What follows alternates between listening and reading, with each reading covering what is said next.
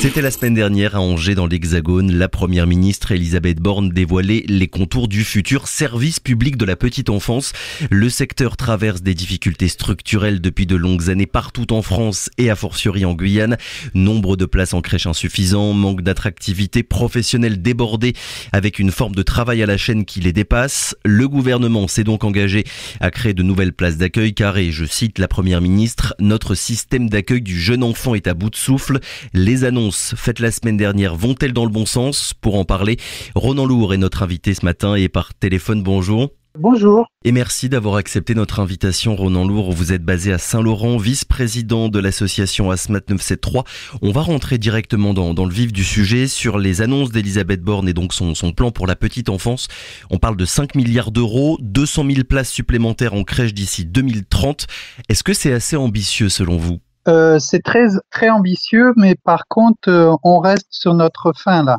Parce que c'était le 1er juin, c'était la clôture du Conseil national de la refondation, donc dédié à la petite enfance, comme vous dites.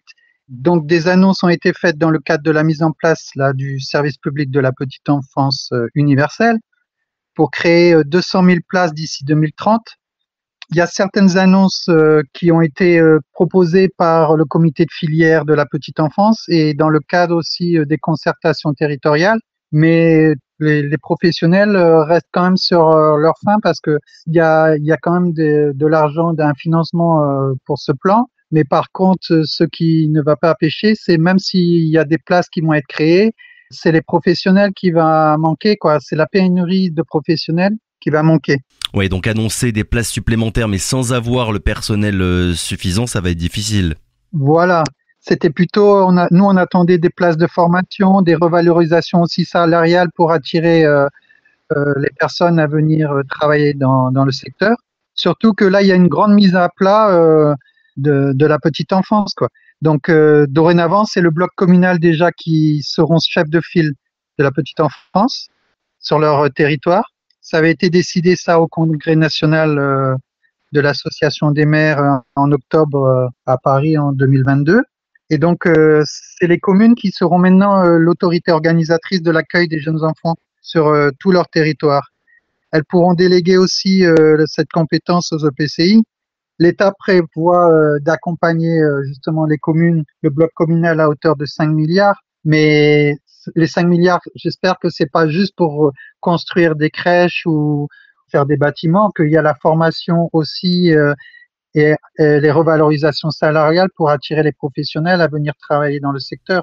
Alors justement, puisque vous en parlez, il y a aussi, dans ce qu'a annoncé la première ministre, le fait de confier la gestion des modes d'accueil donc des jeunes enfants aux communes, aux municipalités. De quel œil est-ce que vous voyez ça, vous? Est-ce que ça va dans le bon sens et si oui, pourquoi? Pour quelles raisons finalement? Oui, ça va dans le bon sens, le bloc communal, parce que c'est plus près de la population et c'est plus près des attentes des familles, parce que justement les maires, les communes, les EPCI sont plus près du terrain et c'est mieux que de laisser aux conseils départementaux ou comment à la CTG justement la compétence de la petite enfance. Et nous, en ce qui concerne les assistants maternels, il y a des mesures importantes qui ont été annoncées aussi. Parce que sachant que sur tout le territoire français, il y a 120 000 assistants maternels qui partiront à la retraite d'ici 2030. Et en Guyane, c'est 50%. Nous sommes à peu près 210 assistants maternels et c'est la moitié qui va partir bientôt à la retraite. Donc pour la Guyane, il y aura vraiment une pénurie de places d'accueil pour les familles. Et sachant aussi que dans les 12 départements qui ont un taux vraiment moindre de places d'accueil pour la Guyane est vraiment, on est à 5-7% de places d'accueil pour 100 enfants. Vous voyez, on est dans les 12 départements français où les modes de garde pour les familles est vraiment le moindre. Mais par contre, dans les annonces qui ont été faites, il y a quand même des choses positives pour les ASMAT. Déjà, l'alignement des aides de la CAF pour les familles, pour les gardes d'enfants. Donc, le CMG, le complément de mode de garde sera augmenté pour l'accueil individuel. Donc, ça voudra dire que le reste à charge pour les parents sera identique, que ça soit en crèche ou chez l'assistant maternel. Tout ça, ça va être harmonisé. Et aussi pour les familles, il y a le crédit d'impôt. Donc ça a été aussi voté dans la loi de financement de la sécurité sociale là pour 2023. Le crédit d'impôt pour la garde d'enfants pour les familles, il passe de 2300 à 3500 par année. Donc ça, c'est un point positif. Et autrement, il y a le référencement aussi des assistants maternels sur le site monenfant.fr de la CAF. Donc les parents pourront avoir en temps réel les disponibilités des assistants maternels, des crèches, des lieux de garde, des MAM, des crèches familiales. Donc sur le site monenfant.fr, tous les modes de garde vont être répertoriés et référencés avec les disponibilités. Par contre, il y a un point qui fait polémique au sein de la préfiguration là, de ce nouveau service public de la petite enfance. Et justement, au sein de la profession d'assistant maternel, ça fait vraiment polémique. C'est dans le projet de loi de la loi travail plein emploi. Dans l'article 10, les missions du RPE, donc les relais petite enfance, seront élargies. Je me permets de vous couper. Les relais petite enfance, c'est quoi le RPE, c'est quoi exactement? Le RPE, c'est les relais petite enfance. C'est des lieux d'accueil, donc c'est des missions. C'était avant le nom, ça s'appelait RAM, les relais d'assistants maternels. Et depuis 2021, il y a eu une modification et maintenant ça s'appelle des relais petite enfance, des RPE. La mission des RPE au début, c'était de renseigner les familles sur les modes de garde. C'était accompagner les assistants maternels sur la formation continue. C'était faire des échanges aussi avec les enfants et des activités. Donc, pour la Guyane, il n'y a qu'un seul RPE pour l'instant, c'est à Cayenne. C'est la commune de Cayenne qui a mis ce RAM en place. Et ce RPE, normalement, ses missions seront encore élargies. Les parents pourront déléguer au RPE toutes les missions de contrat de travail, tout l'accompagnement et tous les démarches administratives. Et j'ai pas bien compris, le problème, il vient d'où exactement? Donc, nous sommes contre parce que c'est une nouvelle gouvernance qui mélange un peu les rôles, quoi. Les RPE, à l'origine, ça n'a pas été créé pour ça.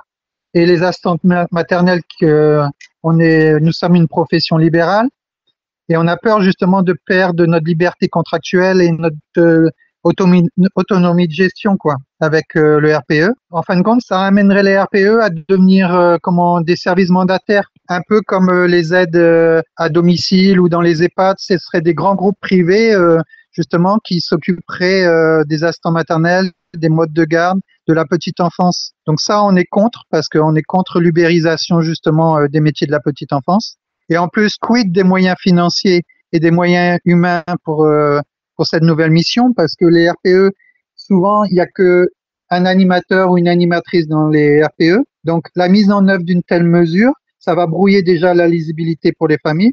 Mais en plus, les RPE, comme opérateurs de services mandataires, en déléguant des opérations à des privés, la situation va nous ramener vraiment à être comme dans les EHPAD, quoi.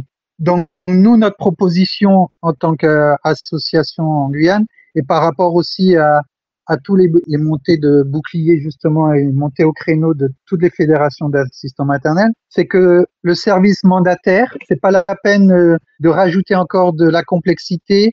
Les RPE, c'est pas la peine qu'ils deviennent un service mandataire. On a déjà l'URSSAF qui est l'opérateur historique pour les assistants maternels. En plus, on a des spécificités dans le métier d'assistant maternel. On a une mensualisation en année complète ou en année incomplète. Donc, toutes ces spécificités, vraiment, il faudra que les RPE et les services mandataires vraiment maîtrisent bien. Et qui de mieux que les assistants maternels connaissent leur métier, quoi.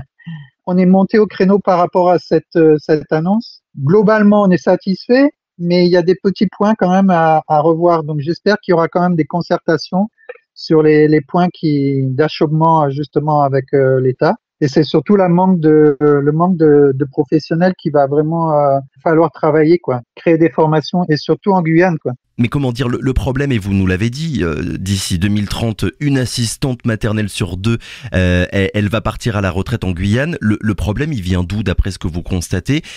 Assistante maternelle, c'est quoi les raisons pour lesquelles finalement la profession, elle devient de plus en plus vieillissante et a de plus en plus de mal à recruter de nouvelles personnes? Parce que c'est par rapport justement à la démographie, c'est justement une profession qui est vieillissante et qui n'attire plus les jeunes justement. Et justement avec ce projet de transformer les RPE en services mandataires, ça va avoir l'effet inverse justement. Ça ne répond pas aux attentes des assistants maternels et des jeunes. Ça risque de faire fuir encore davantage les jeunes parce que ça va rajouter de la complexité. En Guyane, notre profession, la plupart des asthmates ont plus de 50 ans, donc vous comprenez que d'ici 2030, s'il n'y a pas un renouvellement de génération, dans notre profession, c'est fini pour les assistants maternels. Et c'est pas en comblant avec des crèches en Guyane ou en faisant des crèches qu'on va régler le problème, parce que les crèches ont vraiment le même problème, c'est la pénurie de personnel. Les crèches, en ce moment, ils ont du mal à recruter des AP, quoi, des auxiliaires de périculture. Donc, c'est plutôt des CAP petite enfance, mais il y a quand même un niveau, justement, dans le service public de la petite enfance là, qui va être mis en place. Ils veulent relever le niveau, justement, de compétences des professionnels qui encadrent les enfants. Et là, ça va pas être possible. Et en plus, c'est pas la quantité qu'il va falloir faire, c'est la qualité. Surtout, il y a un rapport de l'IGAS qui est sorti là au mois d'avril, qui parlait de maltraitance institutionnelle et maltraitance dans les crèches. Et donc, il y a des préconisations qui ont été faites, et notamment justement de mieux former les professionnels, de faire la formation continue des professionnels, que ce soit assistant maternel ou dans les crèches. Donc, il y a un gros travail aussi qui devra être fait sur l'accueil en crèche et sur relever le niveau. Donc, ce service petite enfance a vraiment du pain sur la planche, comme on dit. Oui, donc en fait la question et la priorité selon vous, d'ailleurs je le dis, un certain nombre de syndicats au niveau national vont dans le même sens que vous. La priorité, c'est même pas de créer des structures nouvelles, mais en fait d'avoir tout simplement des professionnels et des professionnels qui soient suffisamment formés. Voilà, tout à fait. Il faut pas mettre la charrue avant les bœufs. Il faudra d'abord avoir créé des formations, des professionnels, et après monter les structures, parce que si la CAF finance, ou la CTG ou les communes financent des places d'accueil, construisent des bâtiments, mais s'il n'y a pas les professionnels pour faire tourner les structures, ça sera un coup d'épée dans l'eau. Et du coup, en plus, c'est pas comme ça qu'on va combattre la garde informelle, puisque ça, c'est un souci aussi en Guyane. Il y a la garde informelle, puisque comme les parents ne trouvent pas des places d'accueil, ils se retournent vers la garde informelle. Donc la Guyane, il va falloir qu'on se retrousse les manches. Le manque de place, Ronan Lourd, en Guyane, on l'estime à combien ? Il y avait les statistiques de la CAF qui avaient été publiées pour l'année de 2021, mais je crois que c'était presque 6000 places de crèches qui manquaient. Donc on est vraiment en dessous des critères nationaux. Donc il y avait eu une audition aussi à l'Assemblée nationale et au Sénat justement sur la Guyane, et donc les départements d'outre-mer étaient vraiment en deçà des critères nationaux. Ce qui revient, c'est la pénurie de personnel. Les opérateurs de crèches justement disaient que c'est les professionnels qui manquent. Surtout que là, normalement, en plus dans le service public de la petite enfance, justement pour relever le niveau de la qualité, ça serait un professionnel pour 5 enfants. Alors que là, c'est 1 pour 8, et maintenant ça va être rabaissé à 1 pour 5. Donc, ça voudra dire qu'il faudra encore plus de professionnels dans les crèches, puisque le ratio d'accueil va diminuer.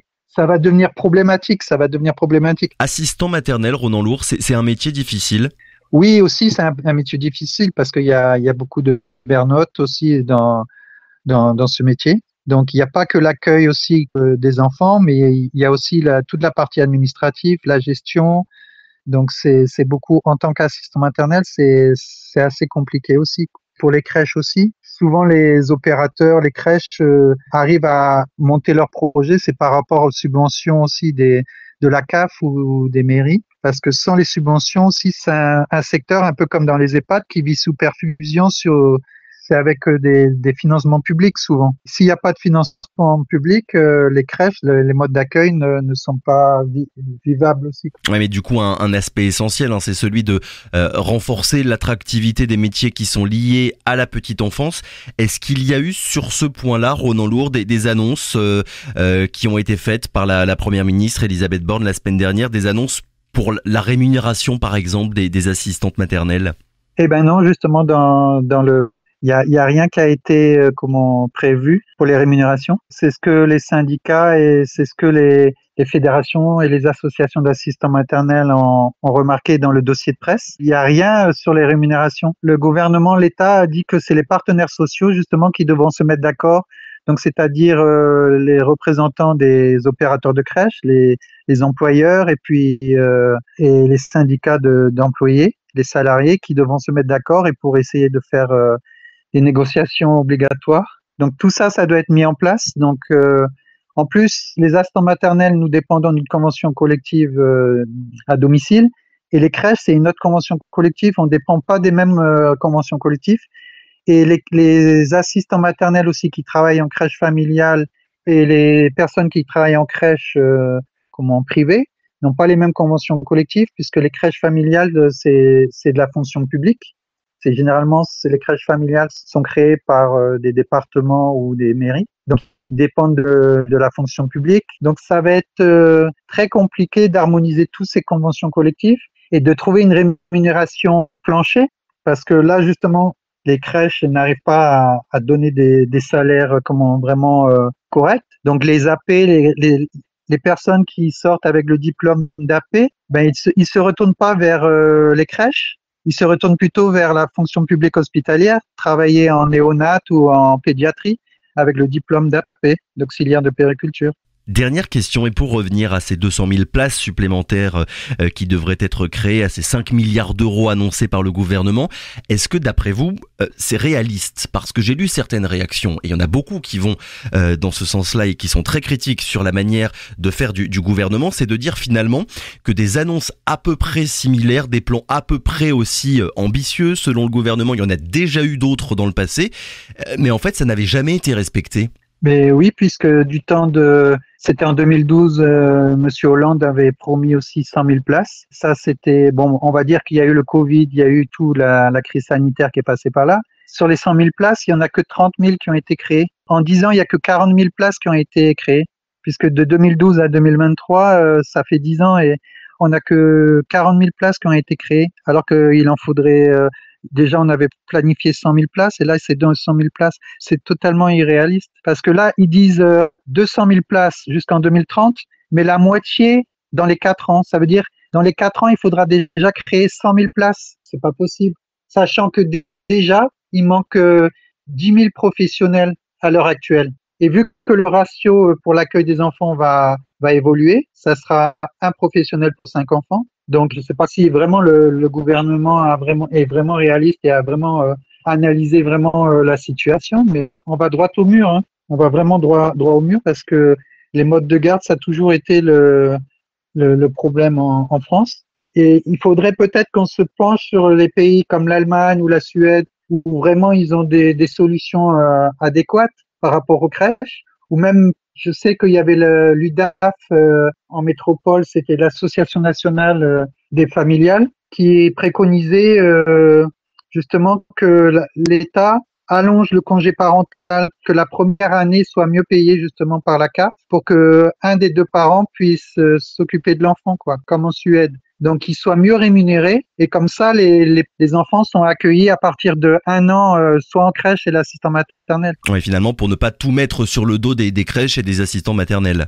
Voilà, parce que la première année, autrement, nous, on est obligé d'accueillir les enfants dès la première année et c'est compliqué. Et sachant que certaines crèches ne veulent pas accueillir des nourrissons, ils préfèrent attendre parce qu'ils n'ont pas le personnel formé. Donc, ils préfèrent que la première année, les nourrissons, justement, aillent chez l'assistant maternel et ils préfèrent récupérer les nourrissons la première ou deuxième année. Et en troisième année, après, ils vont à l'école. Voilà.